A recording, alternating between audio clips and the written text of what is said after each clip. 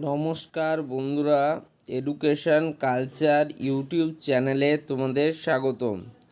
তো দেখো, তোমাদের কালকে আমি এপিসি রয় পলিটেকনিক কলেজে সিট ম্যাট্রিক্স সেকেন্ড ফেজের জন্য বলেছিলাম। আজকে বলবো আসানসোল পলিটেকনিক কলেজের সিট ম্যাট্রিক্স। তো দেখো, আসানসোল পলিটেকনিক কলেজকে আমি কেন রাখলাম এই লিস্টে, তার কারণ হচ্ছে আসানসোল পলিটেকনিক কলেজ পশ্চিমবঙ্গের টপ 10 পলিটেকনিক কলেজের মধ্যে একটি অন্যতম কলেজ এবং এই আসানসোল পলিটেকনিক কলেজে 6টি ট্রেড কিন্তু আলাদাভাবে পড়ানো হয়। তোমরা দেখতেই পাচ্ছ আসানসোল পলিটেকনিক কলেজে civil engineering, electrical engineering, mechanical engineering, metallurgical engineering, mining and mine surveying engineering এবং মাইনিং ইঞ্জিনিয়ারিং এই ট্রেডগুলি পড়ানো হয়। ওকে, তো দেখো, সিভিল ইঞ্জিনিয়ারিংয়ে তোমাদের কিন্তু সবার প্রথমে আছে টিএফডাব্লিউ কোটা। তো টিএফডাব্লিউ কোটাতে আমি আরেকটু তোমাদেরকে ডিটেলসে দেখিয়ে দিচ্ছি। দেখো আসানসোল পলিটেকনিক সিভিল ইঞ্জিনিয়ারিংয়ে হচ্ছে এই সেটটা। ওকে, তো দেখো, তার টিএফডাব্লিউ কোটাতে সিট আছে 0, মানে একটাও সিট নেই টিএফডাব্লিউ কোটা আন্ডারে অ্যাডমিশনের জন্য। নেক্সট হচ্ছে EWS economical weaker section, EWS কোটায় তোমাদের সিট রয়েছে 3টে। দেখো, ইডাব্লিউএস কোটায় সিট রয়েছে 3টে। স্টেট কোটা জেনারেল ক্যান্ডিডেটদের জন্য স্টেট কোটায় কটা সিট আছে তোমাদের দেখে নাও। স্টেট কোটাতে তোমাদের সিট রয়েছে একটা, অর্থাৎ তোমাদের যথেষ্ট কম সিট রয়েছে স্টেট কোটা তোমাদের জেনারেলদের জন্য। ওকে, জেনারেলদের জন্য সিট রয়েছে তোমার মাত্র একটি।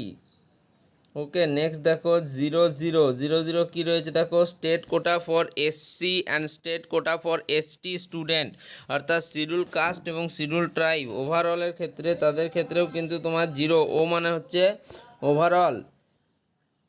নেক্সট দেখো, একটি রয়েছে তোমাদের state quota for physically challenge ক্যান্ডিডেটদের জন্য তোমার একটা সিট রয়েছে আসানসোল পলিটেকনিক কলেজে। আশা করি তোমরা দেখতে পাচ্ছ, এই দেখো সিট স্ট্রাকচারটা এটার, ঠিক আছে, 0-0-1। এবার দেখো স্টেট কোটা ফর পিডাব্লিউডিদের জন্য কোনো রকম দেখো সিট ভ্যাকেন্সি নেই।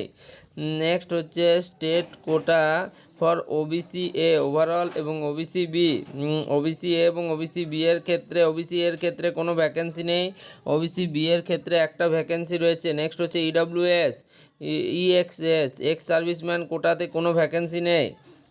সিভিলের ক্ষেত্রে বলছি। ল্যান্ড লুজার কোটাতেও কোনো ভ্যাকেন্সি নেই। নেক্সট হচ্ছে state quota for female general ক্যাটাগরির একটা ভ্যাকেন্সি রয়েছে। State quota for female SC category 0, ST category 0, physically challenge category 0।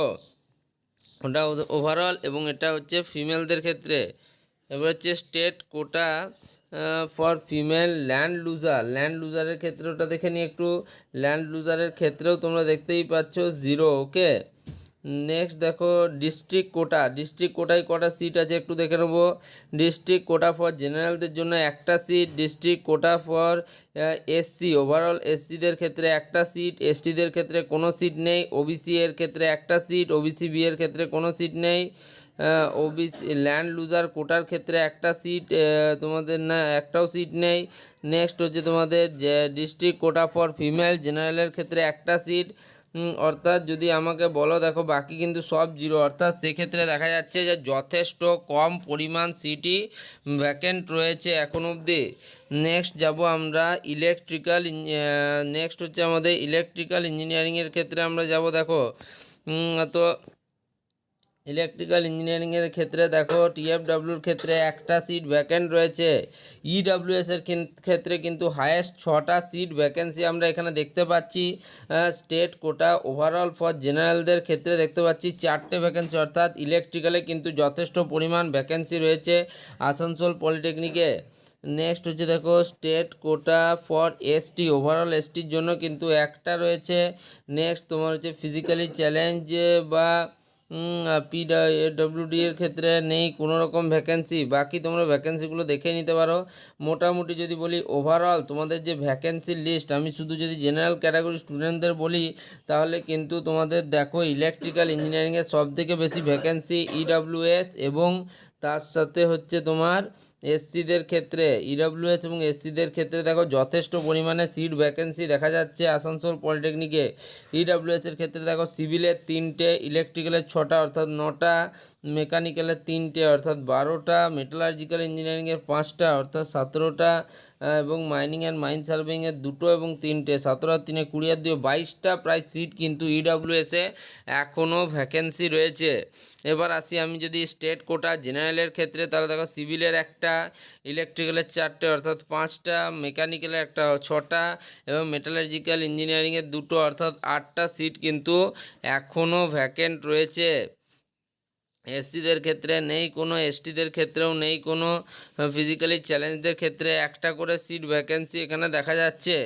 তো তোমরা দেখতে পাচ্ছ এখানে দেখো তোমরা মেকানিক্যাল ইঞ্জিনিয়ারিংয়ের ক্ষেত্রে একটু ভালো করে যদি ওভারঅল আমরা দেখি, মেকানিক্যাল ইঞ্জিনিয়ারিংয়ের ক্ষেত্রে 12টা সিট কিন্তু ডিস্ট্রিক্ট কোটাতে এখনও ভ্যাকেন্ট রয়েছে। 12 district quota for general category স্টুডেন্টদের জন্য ডিস্ট্রিক্ট কোটায় অনেকগুলো সিট রয়েছে। সিভিল, ইলেকট্রিক্যাল, মেকানিক্যাল এই ট্রেডগুলোর ক্ষেত্রে আমরা একটু দেখে নেব। আসানসোল পলিটেকনিক সিভিল ইঞ্জিনিয়ারিংয়ের ক্ষেত্রে দেখো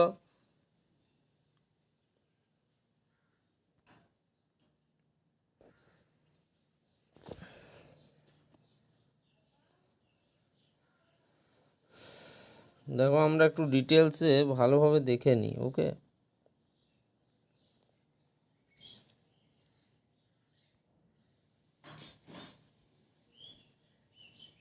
এখান থেকে আমাদের শুরু হচ্ছে মাইনিং অবধি। ওকে,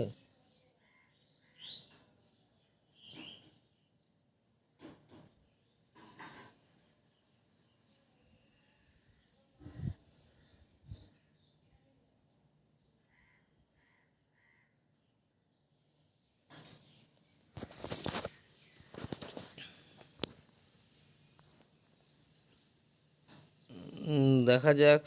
সিভিলদের ক্ষেত্রে তোমরা দেখতেই পাচ্ছ যে ডিস্ট্রিক্ট কোটায় কিন্তু সিট রয়েছে।